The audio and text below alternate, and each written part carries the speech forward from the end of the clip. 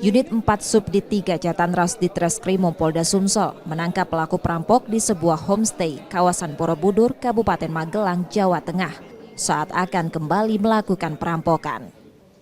7 tersangka yang ditangkap merupakan satu keluarga asal Rejang Lebong, Bengkulu, bahkan salah satunya perempuan. Polisi menerangkan cara perampokan yang mereka lakukan menyasar nasabah bank yang mengambil uang dengan memantau aktivitas korban dalam bank. Saat korban keluar, tersangka melakukan aksinya dan melukai korban dengan senjata tajam.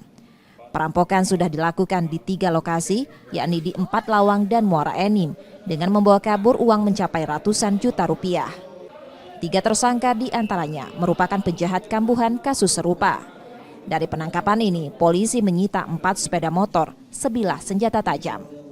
Lawang Kidul Kabupaten Muara Enim, di mana korban ditusuk dengan pisau sebanyak 3 kali oleh pelaku bernama Raden Ali.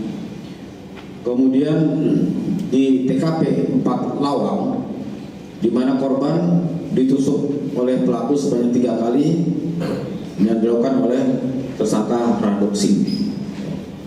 Kemudian yang di Muara Enim, di sini kebetulan tidak ada korban yang terluka, namun uangnya yang setelah diambil dari bank itu berhasil dibawa lari. Sebelumnya, video perampokan ramai di media sosial merupakan perampokan satu komplotan yang terjadi di Muara Enim pada pekan lalu.